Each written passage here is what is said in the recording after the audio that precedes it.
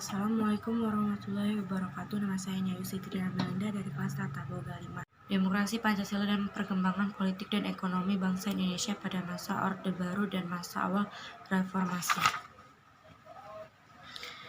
Kita tinggalkan demokrasi liberal dan demokrasi terpimpin pada masa Soekarno.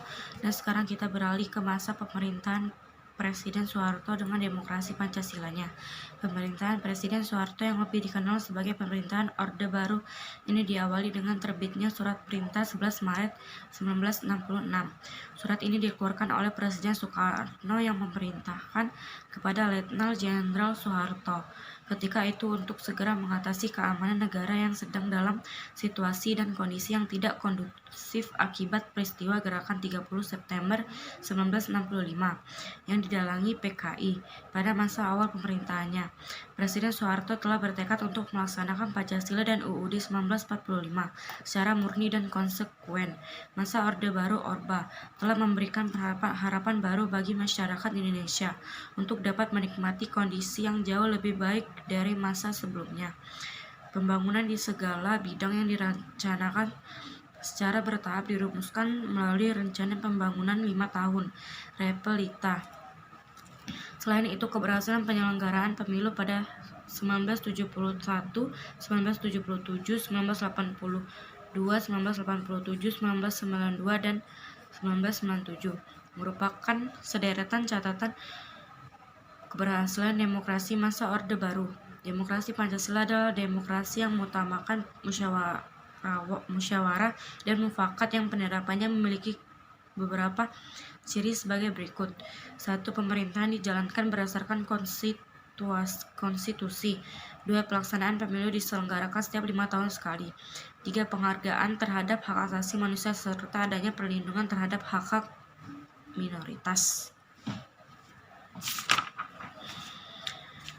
Berdasarkan ciri-ciri tersebut, sebagai demokrasi yang konstitusional, demokrasi Pancasila mengedepankan mekanisme kedaulatan rakyat dalam penyelenggaraan negara dan pemerintahan.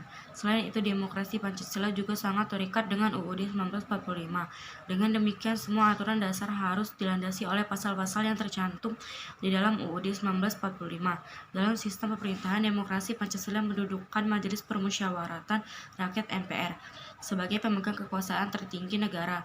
Tugasnya adalah menetapkan garis besar haluan negara, GBH, dan memilih dan mengangkat presiden dan wakilnya.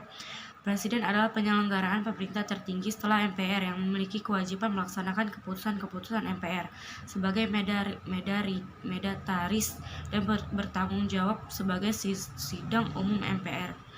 Dalam demokrasi Pancasila, kedaulatan rakyat sepenuhnya dijalankan oleh MPR. Kemudian MPR membagi kedaulatan tersebut dalam bentuk kekuasaan kepada lembaga negara lain, Presiden dan DPR. Masa Orde Baru berhasil melaksanakan pemilu secara berkesinambungan sebanyak 6 kali, yaitu pada tahun 1971, 1977, 1982, 1987, 1992, dan 1997. Penyelenggaraan pemilu yang teratur ini telah menimbulkan kesan bahwa demokrasi berjalan dengan baik dalam pelaksanaannya. Pemilu tersebut menggunakan asas Luber, yaitu akronim dari langsung, umum, bebas, dan rahasia. Dominasi dari golongan karya Golkar yang selalu memenangkan pemilu telah memungkinkan Soeharto tetap menjadi presiden selama 6 periode. Soeharto sangat mendominasi kehidupan politik Indonesia. Hal ini dilihat dari setiap pertanggungjawaban yang disampaikan pada setiap masa akhir jabatan selalu disetujui oleh MPR. Demikian pula dengan usul-usulan pemerintah dan rancangan undang-undang RUU yang diajukan selalu mendapat persetujuan dari MPR maupun DPR. Konsep dui fungsi ABRI memiliki kemiripan dengan konsep jalan tengah yang dicetuskan oleh A.H. Nasution.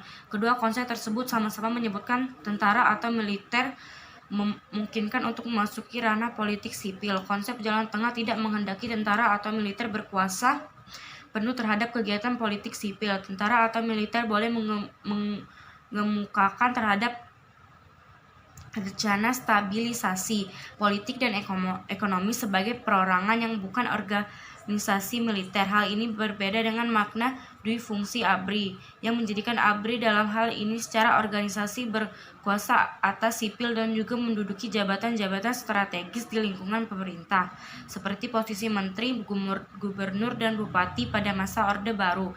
Presiden Soeharto kembali mencetuskan dan melaksanakan konsep tersebut didasarkan kepada pemikiran bahwa pemerintah perlu memberikan peran ganda kepada ABRI untuk menciptakan stabilitas politik.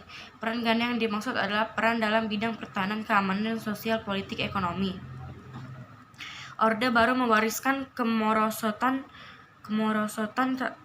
ekonomi yang ditinggalkan oleh pemerintah sebelumnya. Hal ini ditandai oleh rendahnya pendapatan per kapita penduduk yang hanya mencapai 70 dan tingginya tingkat inflasi hingga mencapai 65%.